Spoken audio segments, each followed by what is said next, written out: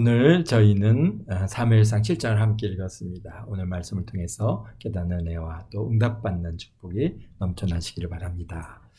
이스라엘 백성이 블레셋과 전쟁 중에 여호와의 언약궤를 갖다가 빼앗기고 그로 인해서 이제 엘리 제사장과 그의 아들들이 모두 죽게 되어지는 그런 일이 이게 발생했습니다. 또 그로 인해서 이제 제사장이 죽었고 제사장의 아들들도 다 죽어서 결국은 신앙의 중심이 되었던 성막에는 언약궤가 없어졌잖아요. 그리고 이제 실로는 거기에 성막이 있었던 곳이고 좀 거기가 모든 신앙의 중심이 되었던 그런 곳인데 제사장도 죽고 이제 그 다음에 언약궤도 없고 그러다 보니까 이제 실로가 그 기능을 잃어버리는 그런 결과를 가져오고 말았습니다. 언약궤가 없는 성막은 지난 300년 동안 유지해오던 제사의 기능을 잃고 말게 됐습니다.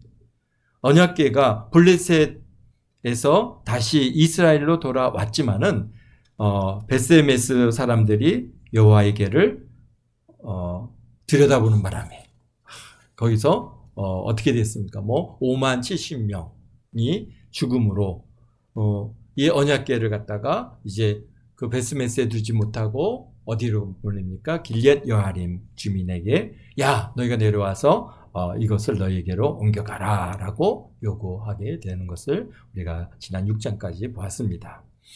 그래서 오늘 1절에 보니까 길앗 여아림 사람들이 와서 여호와의 궤를 옮겨 산에 사는 아비나답의 집에 들여놓고 그의 아들 엘리야사를 거룩하게 구별하여 여호와의 궤를 지키게 하였더라 그랬습니다. 길앗 여아림 사람들이 와서 이제 여호와의 언약궤를 옮겨가지고 산에 사는 아비나답의 집에 들여놓고 그의 아들 엘리야사를 갖다 거룩하게 구별하고 여호와의 궤를 지키게 하였습니다. 그렇습니다. 여호와의 언약궤가 돌아온 것은 참 기쁜 일이고 감사한 일이지만은 이 언약궤로 인해서 베스메스 사람들이 많은 사람들이 좀 그것을 갖다가 크게 살육을 당하는 일로 인해서 이제 자기들의 성읍에 이것을 모셔둘 수가 없다 이런 결정을 갖다가 베스메스 사람들이 하게 되죠. 그런데 그 언약궤를 당연히 어디로 보내야 되는 거예요? 실로로 보내야 되죠. 원래 실로에 있었던 것이고 실로에는 아직 성막은 있고 거기에 이제 모든 다른 기구들도 함께 있는데 그런데 이 사람들이 지금 실로로 보내지 않고 어디로 보냅니까? 길앗 여아림으로 보냅니다. 그래서 왜 그랬을까?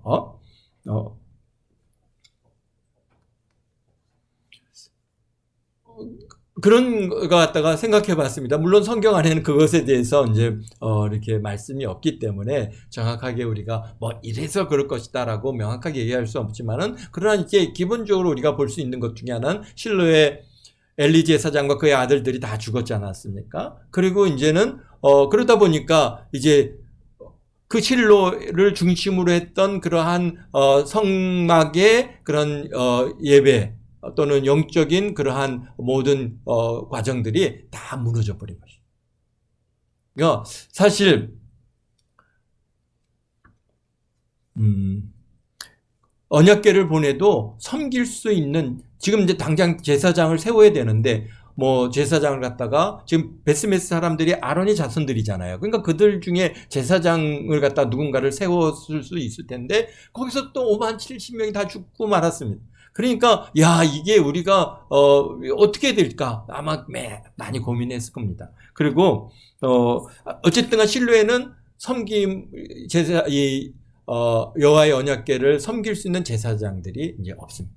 더욱이 문제는 뭡니까? 실로의 언약궤를 갖다 다시 언약궤를 보내면 다시 블레셋 사람들이 들어와서 빼앗아 갈 것 같은 그런 위기감이 아마도 이스라엘 백성들에게 있었을 가능성이 높습니다. 아직 지금 블레셋의 강성에서 막 이스라엘 막 각지를 돌아다니면서 점령하고 빼앗고 약탈하고 이런 일들이 지금 반복되고 있는 상황이니까 이것을 갖다가 어떻게 할까? 이 귀한 언약궤를 갖다가 아무데나 두어서는 이게 다시 빼앗기면 이건 큰 낭패이지 않습니까? 그러니까 외세 손에 피해서 여호와의 언약궤를 갖다가 피신시킬 수 있는 것이, 그러니까 그런 피신시킬 필요가 느껴졌고, 그래서 그것을 갖다 숨겨놓을 만한 그런 장소가 어디 있을까라고 그렇게 생각했을 때 바로 그것이 어디예요? 길앗 여아림입니다. 왜? 산속 깊거든요. 해발 한 700-800m 정도 되는 높은 그런 산속 깊은 곳에 거기에 길앗 여아림에 또 여기 보니까 이제 여기서 보면 아비나답이라고 하는 사람이 이제 나오는데요. 이 아비나답 집으로 보냅니다. 그래서 산에 사는 아비나답의 집에 거기다가 들여놓고자 이제 합니다. 그러니까 아비나답은 또 많이 찾아봤어요. 근데 어떤 지파인지 분명하게 지파가 나오진 않고요. 여기 보니까 길앗 여아림은 베냐민 지파 땅과 그 다음에 유다 지파 땅에 이렇게 가까이 있는 그는 근접 지역이다 보니까 이게 뭐 유다 지파일 수도 있고 또 아니면은 뭐 베냐민 지파일 수도 있고 뭐 그런 아주 좀 복잡합니다. 그런데 그래도 지금 이게 베스메스 사람들이 어떤 사람들입니까? 아론의 후손들이고 레위 지파 아닙니까? 더욱이 이 언약궤를 갖다가 어딘가 좀 이것을 숨겨야 될 또는 피신시켜야 될 그런 곳을 찾는데 아무 지파 사람들에게 보내지는 않았겠죠.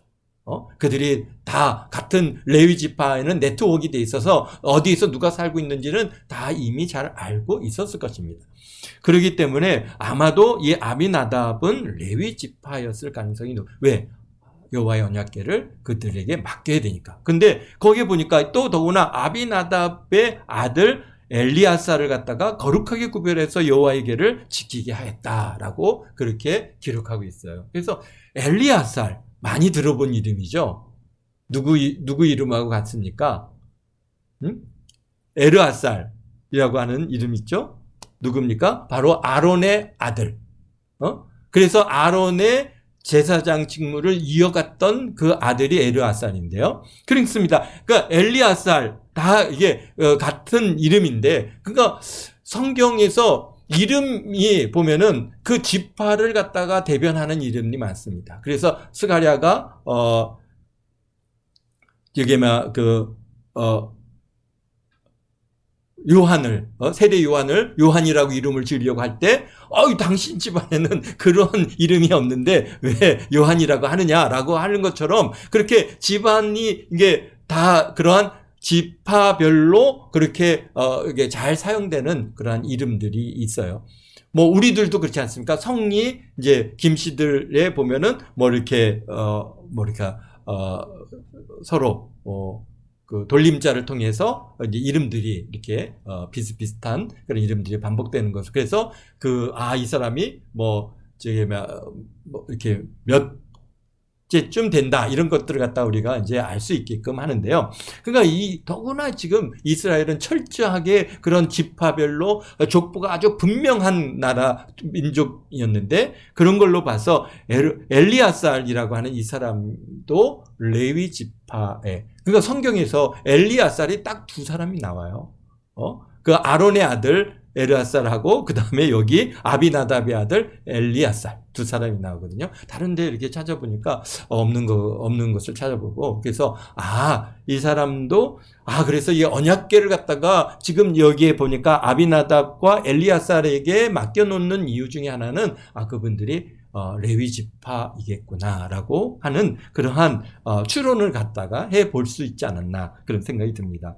그래서 어쨌든간 이 여호와의 언약궤를 갖다가 여기에 길리 여아림에 있는 아비나답의 집에 산에 깊이 있는 그 사람의 집에 가서 거기다 옮겨놓고, 그리고 그의 아들 엘리아사를 거룩하게 구별해서 여호와의 궤를 지키게 했다라고 그렇게 기록하고 있습니다. 그런데 여기 2절에 보니까 이 언약궤가 길앗 여아림에 들어간 지가 얼마나 됐습니까? 20년이 됐어요. 그냥 잠깐 거기다가 이게 모셔다 놓고 그냥 어떻게 좀 이 모든 상황들이 좀 정리가 되면은 다시 이제 성막에 지성소에 옮겨 놓을 계획이 있었겠지만은 그냥 20년이라고 하는 시간이 지나고 말았어요. 그러니까 20년 동안 이스라엘 백성들이 가장 심각한 게 영적으로 뭡니까? 하나님 앞에 제사를 또 번제를 속건제를 또 이렇게 드려야 하는 이러한 그런 제사의 영적 예배와 제사가 사실 실질적으로 어떻게 되는 거예요? 지금 중단되어졌을 가능성이 많습니다. 아직 제사장도 특별하게 누구로 세워지지 않았고요.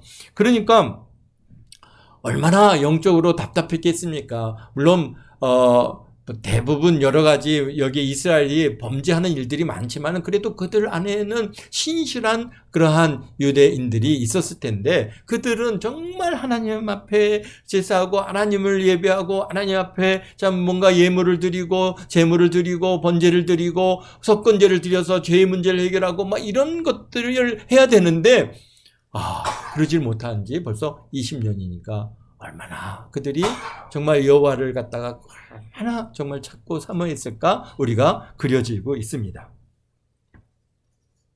지금 이스라엘은 제가 아까도 얘기해드린 것처럼 이제 7월 달이거든요. 7월은 그들의 이제 절기로는 어떤가 7월에 새해가 시작되고 그리고 이제 나팔절이 시작되고 그다음에 새해가 시작돼서 그다음에 이제 대속죄일이 있고 그 전에 이제 철저하게 회개하는 회개 시간들을 갖다가 갖고 있는데요. 이 대속죄일을 갖다가 맞이해서 지금 이스라엘이 지금 그렇습니다. 지금 어떤 상황입니까? 지금 하마스와도 전쟁 중이고 또 그다음에 저쪽 북쪽에 레바논에 있는 뭐죠?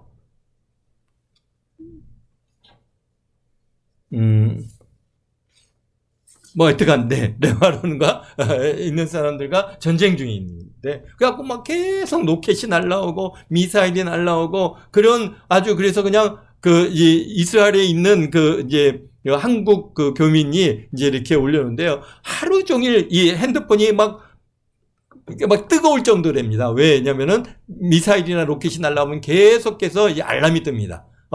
그러니까 내가 있는 위치 쪽으로 미사일이나 로켓이 날라오면 그 지역에 있는 사람들한테 계속 알람을 보낸대요. 그래서 어디로? 방공호로 피하라. 그런데 하루 종일 삐리삐리 우리도 알잖아요. 어떤 문제 지진이 난다든지 문제가 나면 갑작스럽게 막 이렇게 울리잖아요. 그런 알람이 지금 그냥 하루 종일 그렇게 울릴 정도로 계속해서 미사일과 그다음에 로켓의 그러한 공격을 받고 있는데 그게 굉장히 위험하죠. 그럼에도 불구하고 지금 이스라엘 백성들이요. 이제 7월 대속죄일을 맞이해서 어디로 갑니까? 지금 이제 통곡의 벽에 모여가지고 회개를 합니다. 지금도 뭔가 이런 위기 가운데도 10만 명이 넘는 큰 무리가 막 그 통곡의 벽에 가득 채워져 가지고 거기서 회개의 기도를 하는 모습을 갖다가 외신을 통해서 이렇게 보여주고 있는데요. 그러면서 그들의 마음이 뭡니까? 성전이 헐리고 지금 얼마가 됐습니까? 제사가 그친 지 벌써 이제 2000년 가까이 되지 않았어요. 이스라엘 백성들이 여호와를 사모하는 마음이 얼마나 간절한지 지금 이스라엘 성전이 회복되기를 얼마나 간절히 그들이 원하고 있는지 이 전쟁 중에도 미사일이 날라오고 막 알람이 울려가지고 그냥 지금 다 방공으로 그냥 피신해야 되는 그런 상황임에도 불구하고 지금도 수십만 명이 모여가지고 하나님 앞에 통곡의 벽에서 회개 기도와 이스라엘의 회복을 갖다가 기도하고 있다고 하는 사실. 그러니까 지금 마침 지금 이 상황하고 너무나 비슷한 것 같아요. 그래서 지금 이스라엘이 어땠습니까? 지난 20년 동안 이스라엘 백성들에게 그 암흑과 같은 시간이요. 가장 정말 바닥으로 떨어진 그런 시간들이 바로 지난 20년이었을 것입니다. 지금이 20년이 아니라 지금 이제 우리 이제 지금 사무엘상 7장에 나와 있는 그 시대의 사람들이 지금 그런 마음이죠. 그러니까 이런 시기에 이제 마지막 사사이면서 선지자인 사무엘이 이스라엘의 영적 지도자로 이제 세워지는 내용들이 이제 우리 3절부터 나오게 되는데요. 3절에 보니까 사무엘이 이스라엘 온 족속에게 말하여 이르되 만일 너희가 전심으로 여호와께 돌아오려거든 이방신들과 아스타롯을 너희 중에서 제거하고 너희 마음을 여호와께로 향하고 그만을 섬기고 그리하면 너희를 블레셋 사람의 손에서 건져내시리라. 이에 이스라엘 자손이 바알들과 이 아스타롯을 제거하고 여호와만을 섬기니라 그랬습니다. 그러니까 너희가 이제 이스라엘 20년 동안 그런 영적으로나 모든 정치적으로나 정말 바닥을 갖다가 치고 있는 이 시기에 이제 사무엘이 이제 사사로서 위치를 드러내면서 말씀하십니다. 너희들 마음을 다하고 여호와를 갖다 마음을 다해서 여호와를 갖다 향하여 그만을 섬기라. 그러하기 위해서는 이방신들과 아스타롯을 너희 중에서 제거하고 지금의 상황이 예배를 못 드리고 제사를 그치고 모든 위기 상황 왜 그런 것이 허락됐느냐? 바로 이스라엘 백성들이 가나안 땅을 정복하고 살면서 이방신들을 받아들이고 바알을 숭배하고 아스타롯을 섬기는 일이 만연해 버렸어요. 여호와의 언약궤, 그러니까 여호와만을 섬기고 여호와 하나님만을 갖다가 섬기겠다고 그렇게 해서 이스라엘 백성들한테 여호와 하나님께서 들어가면은 다 그를 멸하고 그런 신을 갖다 숭배하지 말라 그렇게 했는데도 보려 우리가 사사기를 갖다 통과하면서 보았을 때 얼마나 그들이 이제 뭔가 초대, 2대, 3대가 지나가니까 이제 여호와를 알지 못하는 다른 세대가 태어났어요. 그러다 보니까 이제는 어때? 꼭 여호와만 섬겨야 되느냐? 출애굽, 그게 언제 그런 일이 있었느냐? 정말 그랬느냐? 그러면서, 뭡니까? 이제, 바알을 숭배하고, 아스타롯을 숭배하고, 그래서 사사기에 보면은 심지어는 마을 중간에 바알 신상을 세워놓고, 그런 일들이 아주 비일비재했던 것을 우리가 보게 되는데요. 참 이게, 그러다 보니까 지금 어떻게 됐습니까? 이 언약궤를 빼앗기고 제사를 갖다가 드리지 못하는 그런 암울한 상황으로 지금 던져지고 말았다. 그런 일이 또 언제 있었습니까? 바로 이스라엘 백성들이 나중에 그러니까 느부갓네살 성전을 짓고 그 다음에 솔로몬 성전을 짓고 막 성전마다 느부갓네살 왕에 의해서 성전이 헐리게 되고 그리고 언약궤를 갖다가 정말 그때 숨겼다는 얘기도 있고 빼앗겼다는 얘기도 있고 여러 가지 이제 이야기가 있는데 어쨌든간 성전이 헐리는 그런 문제가 발생했습니다. 그래서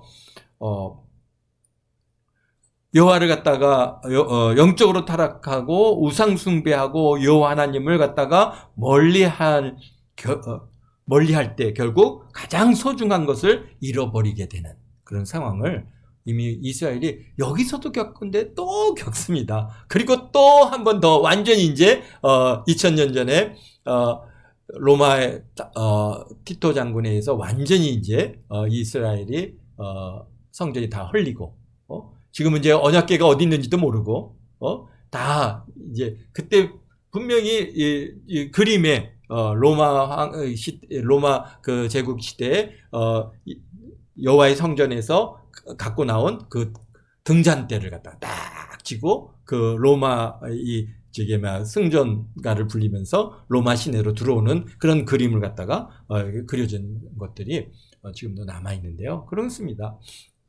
얼마나 정말 이스라엘 백성들이 그런 상황이 왜 왔느냐 보면은 그때도 우상 숭배가 굉장히 집집마다 이게 느부갓네살 왕에서 지금 솔로몬 성전이 헐릴 때 그 집집마다 지붕에 전부 다 태양신 숭배의 그러한 구조물들을 세워놓고 태양신을 숭배하고 별신 숭배하고 그 다음에 달신 숭배하고 이런 일들이 그 예루살렘 안에 모든 집들마다 다 이루어질 만큼 그렇게 영적으로 타락되어진 상황이었다고 그렇게 말씀하고 있습니다. 그런 걸 볼 때 참 지금 사사시대 사실 이스라엘 백성들이 가나안 땅에 들어와서 정복하고 이제 산 시간이 그렇게 길지 않거든요. 한 300여 년 정도밖에 되지 않은 그런 시간인데도 벌써 이렇게 우상을 갖다가 숭배하고 여호와를 버리고 멀리하다 보니까 여호와의 성전을 잃어버리는, 여호와의 언약궤를 잃어버리는 이런 치욕을 당하고 말았습니다. 이제 그러니까 뭡니까? 사무엘이 너희들 다 우상 숭배 버리고 여호와께로 돌아와라. 오직 여호와만 섬기라.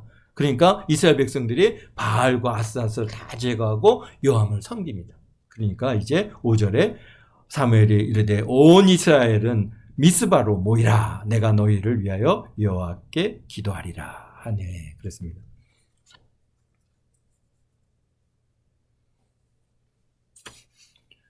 사무엘이 이스라엘 백성들을 갖다 미스바로 모입니다. 사실 지금 이스라엘 백성들이 예루살렘 천국의 벽 앞에 정말 10만이 넘는 그 숫자가 모여서 막 통곡하며 회개하는 이 장면이 사실 이게 미스바에서도 저런 모습이었겠구나라고 우리가 이제 그려볼 수가 있죠. 미스바는 예루살렘에서 한 20, 30km 인가요? 하여튼간 이게 남쪽, 하여튼간 좀 떨어져 있습니다. 그러나 그것도 굉장히 높은 산지이고, 베냐민 지파의 그러한 소속된 땅에 있는 그곳인데요. 미스바가 한 700m, 해발 700m 정도 되는 그런 조금 높은 산지입니다. 그런데 그곳에 모이라 그랬어요. 왜? 이유가 뭘까요? 가장 중요한 이유 중에 하나는 그곳이 이스라엘의 거의 중앙 부위에 속해 있습니다. 그러니까 저 북쪽에서나 남쪽에서나 서쪽에서나 동쪽에서나 모이기에 아주 적당한 장소이고요. 또 한편으로는 미스바는 이미 한번 이스라엘 백성들이 모였던 역사적인 사건이 있었던 것이죠. 베냐민 지파를 칠 때 다 이스라엘 백성들이 그 미스바에 모여가지고 거기서 통곡하고 저들을 칠까요 말까요 물어보고 그렇게 했던 장소가 바로 미스바입니다. 그러니까 지금 사무엘 선지자도 미스바를 택한 이유 중에 하나는 그런 역사적인 그런 역사가 있는 장소고요. 그 다음에 그런 지리적으로도 이스라엘 사람들이 모이기에 좋은 장소이고, 그 다음에 거기가 높은 지역이기 때문에 또 이게 같이 모여서 뭔가 하나님 앞에 기도하고 예배하기에 좋은 그런 장소이기 때문에 아마도 그런 곳을 모여라라고 얘기한 것 같아요. 우리도 예성총회도 보면은 어디서 총회를 모이냐면은 지금 이제 성결대학교에서 모이는데, 전에는 어디 수련회든지 이런 때 보면은 아산이라든지 또는 천안이라든지 이런 그 중부 지방에 모입니다. 그래야 저 남쪽에서 부산에서 또는 목포에서 또는 저 강원도에서 또는 저 위에 이렇게 경기도 북쪽에서 이렇게 다 와서 모이기에 가장 적당한 장소이기 때문에 그곳을 모아서 거기서 이렇게 행사를 갖다가 하는 경우들이 많이 있는데요. 그런 것처럼 이 미스바도 그런 지리적인 위치에 있습니다. 그래서 이게 미스바에 모였을까라고 할 때는 역사적인 그러한 장소이기도 하고 지리적인 그런 장소이기도 합니다. 그래서 또 그 다음에 지형적으로도 딱 이스라엘 백성들이 모이어서 집중하기에 좋은 장소. 그러니까 미스바로 모이라. 그러니까 이제 미스바로 다 모였어요. 그리고는 모여서 물을 길어서 여호와 앞에 붓고. 그러니까 이게 왜 물을 부었을까? 이게 성경을 여기저기를 찾아봐도 명확한 그 이유를 갖다가 물을 붓는 사건은 엘리야 선지자가 이제 바알 숭배자들과 싸울 때 이제 하나님 앞에 제단에 물을 붓는 사건이 있는데, 그것과는 좀 개념이 다르죠. 그것과는 다른 것은, 그것은 이제 그 불로 태울 수 없는 그런 상황으로 만들기 위해서 하나님의 능력을 갖다가 거기에서 보이기 위해서 물을 부었지만, 여기서는 자신들의 죄를 씻기 위한 것이죠. 자신들의 죄를 성결케 하기 위한, 그래서 하나님 앞에 참으로 물을 갖다가 길어서 여호와 앞에 길어 붓고 그날 종일 금식하고 거기에 이르러 우리가 여호와께 범죄하였나이다 하니라. 그러자 이스라엘이 미스바에서 이스라엘 자손을 다스리니라. 그래서 지금 새롭게 사사로 이스라엘을 다스리는 사사로서 등극하는 그런 시간이 바로 오늘 6절에 기록하고 있습니다. 그래서 사무엘이라고 하는 이제 인물이 이스라엘의 영적 지도자고, 또 그 다음에 이 사회를 이끌어가는 정치적인 지도자의 그 양면을 갖다가 다 얻게 되는 그런 사건이 바로 미스바에서의 그런 회개 운동이 바로 이제 대각성 운동이다. 뭐 이렇게 얘기도 하고요. 뭐 회개 운동이다라고 얘기하는데 어쨌든가 미스바에 모여서 이스라엘 백성들이 철저하게 자신들을 회개하고 그리고 하나님 앞에 자신을 갖다 성결한 그리스도인으로 성결한 이제 하나님의 자녀로 그렇게 살아가기를 결단하는 그런 시간들입니다. 그래서 그럴 때 어떻게 합니까? 금식하며 기도했다. 그런데 이 얘기를 갖다가 누가 들어요? 블레셋 사람들이 듣습니다. 이 블레셋 사람들이 이 이스라엘 자손들이 미스바에 모였다. 근데 지금 블레셋의 사실 실질적으로 지배를 받고 있는 나라가 지금 이제 이스라엘이 실질적으로 블레셋의 그런 지배를 받고 있었어. 심지어는 그 언약궤를 빼앗길 만큼 그렇게 하여간 서로 간의 갈등이 계속 그렇게 유지하고 있던 시점인데 이스라엘 백성들이 다 그 미스바에 모였다고 하니까 이 중부 지방입니다. 그러다 보니까 이 블레셋과는 가깝잖아요. 그러니까 야 이게 뭐야? 쟤네들이 모였어? 그리고는 이제 블레셋의 방백들이 군사를 일으켜갖고 이스라엘을 치려고 이제 올라옵니다. 이게 보니까 이스라엘 자손들이 듣고 블레셋 사람들을 어떻게 했다 그래요? 두려워했다. 그러니까 지금까지 우리가 이 삼손 이후에 계속해서 이 블레셋의 지배를 갖다가 지금 받고 있는 겁니다. 지금도 보십시오. 얼마나 지금도 이 3000여 년이 지난 지금도 저 블레셋, 지금 하마스죠? 팔레스타인. 이 사람들이 얼마나 호전적입니까? 나는 사실 이해할 수 없는 게 그 사람들이요. 자기 동족이잖아요. 자기 식구잖아요. 자기 가족이죠. 근데 그런 식구나 동족들을 앞에 딱 놓고 자기는 뒤에 숨어가지고 그들을 방패로 사용하는 거예요. 그래서 폭탄이 날라오면은 그 아이들과 여성들이 먼저 죽는다 그 말이에요. 일반적인 우리가 이 사람이라면 어떻게 해야 됩니까? 내 가족들, 우리 아이들은 다 안전한 장소에 피신시키고 군인으로서 마땅히 나가서 싸워야죠. 그런데 그렇게 안 하고 어떻게 합니까? 자기 가족들을 갖다가 방패 삼아서 이게 그래서 폭탄이 날라와서 죽으면은 이스라엘이 이렇게 어린아이와 이런 여성들을 갖다가 몇백 명을 죽였다라고 얘기를 갖다가 계속해서 봐라 이스라엘 나쁜 놈들이라 그러면서 지금 세계적으로 그런 그 미디어를 통해서 지금 이게 분위기를 바꿔가는데요. 근데 그 실상을 보면은 그 사람들이 얼마나 잔인한 사람입니까? 자기네 가족, 아이들을 갖다가 앞에 로켓을 쏘는 앞에다 딱 세워놓고 로켓을 쏩니다. 그럼 로켓을 쏘면은 어떻게 합니까? 대번에 대포병 사격이라고 해서 이게 원점을 갖다가 다시 이게 폭탄이 날라오게 돼 있습니다. 그러니까 이게 로켓이 날라오면은 위치가 어디라는 게 바로 드러나거든요. 레이더에서. 그러면은 다시 그곳에 다시 로켓을 쏘지 못하게 포병 사격을 하게 돼 있습니다. 그런데 그 주위에 누가 있어요? 아이들을 갖다가 이렇게 둘러놓고 있는 거예요. 그러면 그 포탄이 다시 날라올 걸 뻔히 아는 거예요. 자기네들은 숨겠죠? 그런데 아이들은 그 포탄에 맞아 죽는 거예요. 근데 이스라엘 입장에서는 포를 쏘고 미사일 쏘는데 그거에서 반격을 안 할 수 있습니까? 반격을 해야죠. 그러니까 이게 정말 슬픈 일입니다.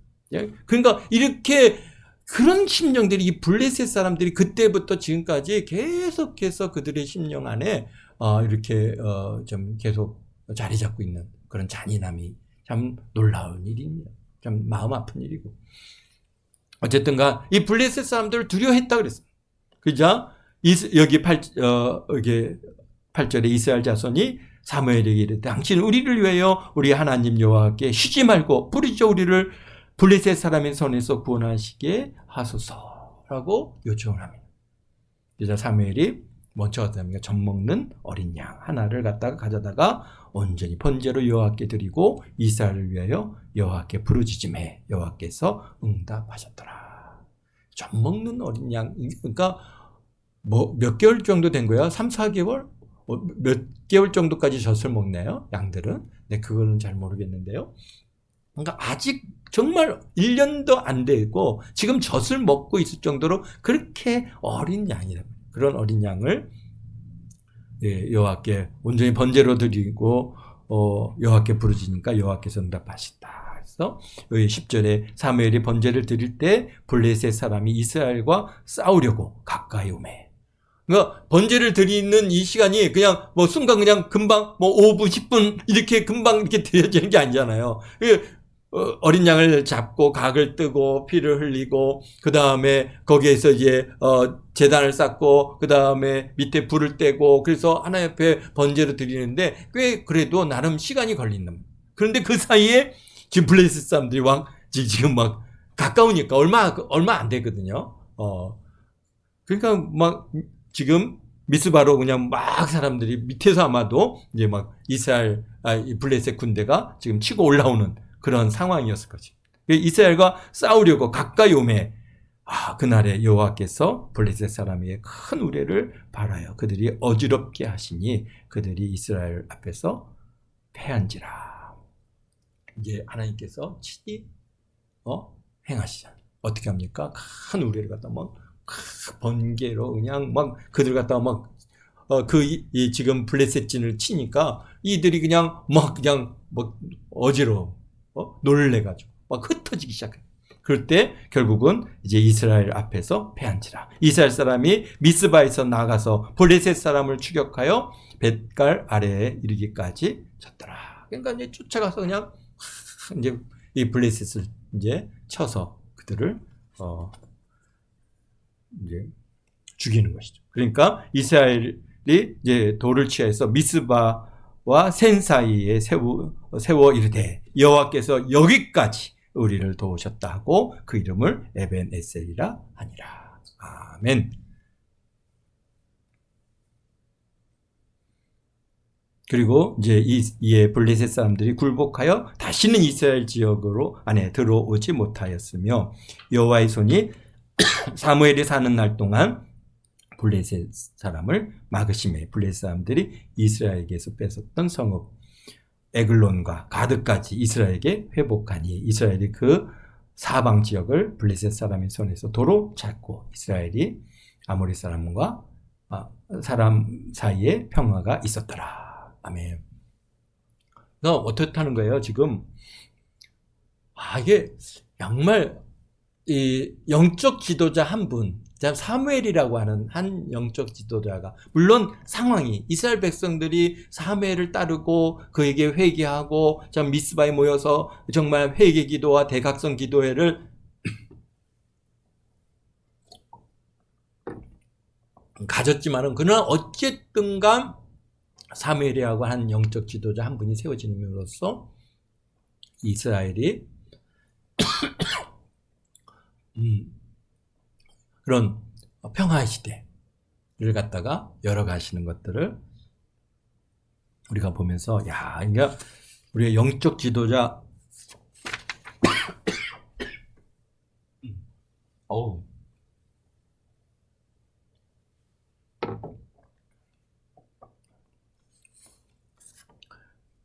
한 분이 세워지는 것이 얼마나 중요한지 우리 대한민국도 참 오늘까지 오는 과정 속에서 참 훌륭한 우리에게 영적인 지도자들이 있었습니다. 그분들이 있었기에 대한민국의 교회가 이렇게 세워졌고 또 그리고 정말 자신의 삶을 우리 성결교회만 해도 우리 유명한 우리 이제 이렇게 전도자들이 있었는데 전국을 다니시면서 그렇게 복음을 전하고 교회를 세웠던 많은 우리 그런 전도자들 그런 분들이 있었기에 오늘 대한민국이 지금 이렇게까지 세워가고 있고 참 이 평강을 누리고 살아가게 되어진 줄로 믿습니다. 참 그래서 이스라엘도